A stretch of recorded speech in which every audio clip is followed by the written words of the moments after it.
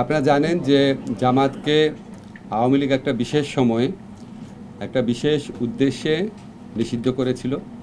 সেই নিষেধাজ্ঞা প্রত্যাহারের আবেদন করেছিল জামাত ইসলামী। তারপর আমাদের হোম মিনিস্ট্রি থেকে আবেদনের প্রেক্ষিতে সিদ্ধান্ত এসেছে যে নিষেধাজ্ঞা প্রত্যাহার করা হচ্ছে। আমাদের আইন মন্ত্রণালয়ের কাছে পাঠানো হয়েছে ভেটিংয়ের জন্য।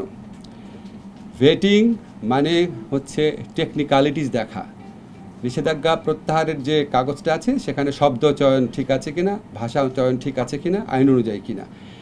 আমাদের আইন মন্ত্রণালয়ের এই ক্ষেত্রে কোনো নীতিগত সিদ্ধান্ত নেওয়া বা না নেওয়ার অবকাশ নাই। এখন আপনারা বলতে পারেন যে জামাতের নিষেধাজ্ঞা প্রত্যাহারের ব্যাপারে স্বরাষ্ট্র মন্ত্রণালয় যে সিদ্ধান্ত নিয়েছে ওটার প্রেক্ষাপটটা কী। আপনারা সবাই জানেন যে আমাদের সমাজে কিছু মহল থেকে বহু বছর যাবৎ জামাত ইসলামীকে নিষিদ্ধ করার দাবি উঠত, বহু বছর যাবৎ। আমি ঠিক বেঠিক ওখানে যাচ্ছি না। আওয়ামী লীগ কখনোই এটা করে নাই, কখনোই করে নাই। 15 বছর ক্ষমতা আছে, কখনোই করে নাই।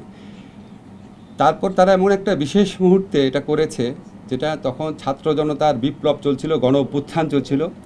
তারা এই ছাত্র জনতার গণ অভ্যুত্থানকে সন্ত্রাসী কর্মকাণ্ড, জামাত, বিএনপি, জঙ্গিদের সন্ত্রাস এইভাবে আখ্যায়িত করে এই আন্দোলনকে নির্মমভাবে দমন করার চেষ্টায় রত ছিল।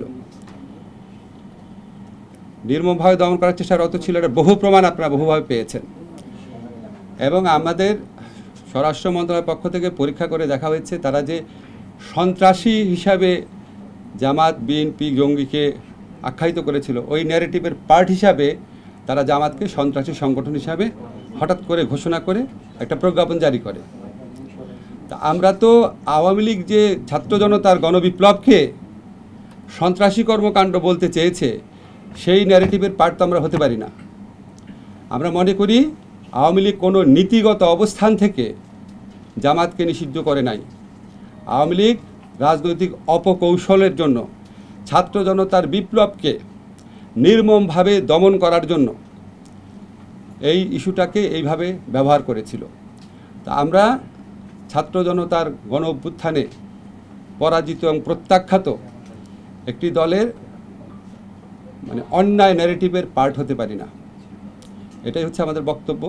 এবং আমাদের স্বরাষ্ট্র মন্ত্রণালয় থেকে তারা পরীক্ষা নিরীক্ষা করে দেখেছে আওয়ামী লীগের পক্ষ থেকে ছাত্র জনতার গণবিপ্লবকে যেভাবে সন্ত্রাসী কর্মকাণ্ড আখ্যায়িত করা হয়েছিল, জঙ্গি কর্মকাণ্ড আখ্যায়িত করেছিল, এটার পার্ট হিসাবে জামাতকে নিষিদ্ধ করা হয়েছিল।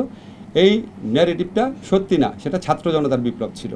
ছাত্র জনতার বিপ্লবকে সন্ত্রাসী হিসেবে আখ্যায়িত করা, কর্মকাণ্ড হিসেবে আখ্যায়িত করা, সেটা একটা দলের উপর চাপিয়ে দেওয়া, তাকে নিষিদ্ধ করা, আমরা এই মিথ্যা ন্যারেটিভের পার্ট হতে পারি না।